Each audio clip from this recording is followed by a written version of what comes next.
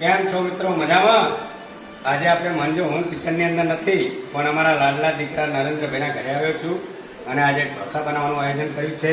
તો ગત રાત્રિએ અમે ચોખા અને અડદની દાળ બંને પલાળી અને એનું સરસ મજાનું મિશ્રણ તૈયાર કર્યું છે અને એ મિશ્રણ આ ટાઈપનું રહે એવું આપણે બનાવવાનું છે, બરાબર?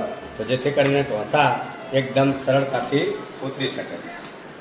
અને સાથે મેં સવારે આવી અને અહીંયા એમાં પૂરવાની જે મસાલો છે એમાં બાફેલા બટાકા છે, ડુંગળી છે અને અડદની દાળ છે. આ ત્રણેય મિક્સ કરી અને સરસ મજાનો વઘાર કર્યો છે અને એનું પૂરણ આપણે આ રીતે એને લઈને પૂરવાનું છે.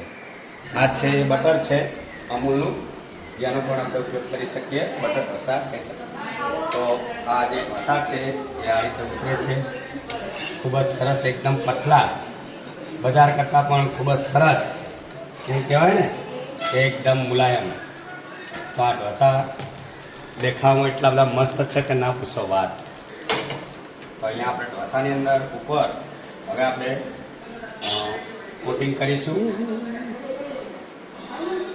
આ રીતે કોટિંગ કરી તો આ રીતે આપણે ગરમ તવા ઉપર આજે એનું બેટર છે એને નાખી અને સ્મૂથલી આ રીતે ધીરે ધીરે ધીરે ધીરે આપણે એને હલાવવાનું છે, જેથી કરીને એ ચારે બાજુ પ્રસરી જશે અને ગોળાકાર થશે, જે આપણે જોઈ શકીએ છીએ.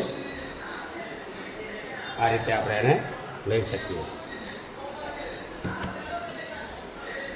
એના ઉપર થોડુંક આપણે બટરનો ઉપયોગ કરીશું.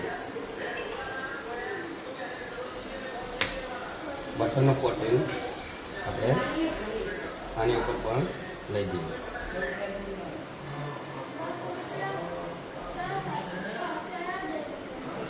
બટર ઢોસા બનાવવા માટે આ રીતે આપણે એને કોટિંગ કરીશું.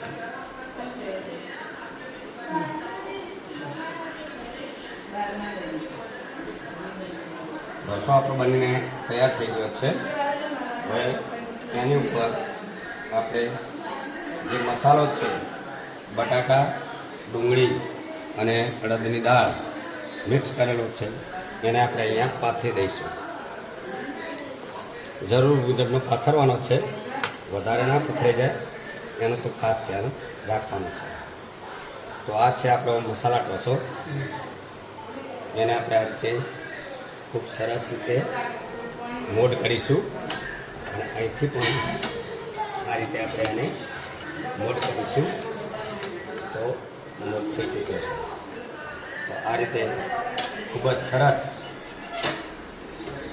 ઢોસો આપણે બનાવ્યો છે, જે એકદમ દાળ સાથે આપણે ખાવાનો છે.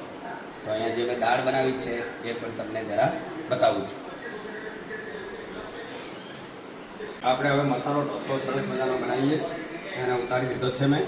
એના ઉપર થોડુંક આપણે ઓઇલી કરવાનો છે એને, અને તેલવાળો કરી અને પછી એના ઉપર હું શિમલા મિર્ચ, કુમઠી મરચું નાખીશ. આ છે કુમઠી મરચું છે, જે સ્પાઇસી બિલકુલ ઓછું આવે છે, અને એને આપણે અહીંયા કોટિંગ કરીશું. આ રીતે ધીરે ધીરે આપણે લઈ અને એને મસાલા ઢોસો જેને કહી શકાય. સરસ મજાનો, ખાવામાં પણ મજા આવી જાય, એટલે આ મજા આવે ખાવાની. તો એની પર મેં મરચાંનું કોટિંગ કર્યું છે અને આ રીતે આપણે એને લઈ લઈશું. તો આ સરસ મજાનો એકદમ પતલો પેપર ઢોસો બની ગયો છે અને એને આપણે હવે આ રીતે, તો જો એકદમ પ્લેન મસ્ત પતલો પેપર ઢોસો અને એ મસાલા ઢોસો, જેવી ખાવાની મજા આવી જાય ને, મોંમાં પાણી આવી જાય. હા, તો સરસ મજાના આવા ઢોસા અમે ઘરે બનાવીએ છીએ. તો આ જે દાળ આપણે બનાવી છે એ 5 દાળ ભેગી કરીને ઢોસા માટેની સ્પેશિયલ દાળ બનાવી છે.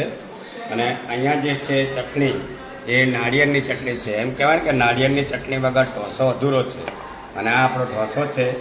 આ રીતે ડીશ સરસ મજાની બની છે મિત્રો. તો તમારે પણ આવી વસ્તુ ખાવા માટે બજારનો આગ્રહ ન રાખવો જોઈએ. બને ત્યાં સુધી ઘરે બનાવીને ખાવાનો આગ્રહ રાખવો જોઈએ. ઘરે બનાવેલું હંમેશા હેલ્થી હોય છે અને આપણા શરીરને નુકસાન કરતું નથી. તો ચાલો જમવા.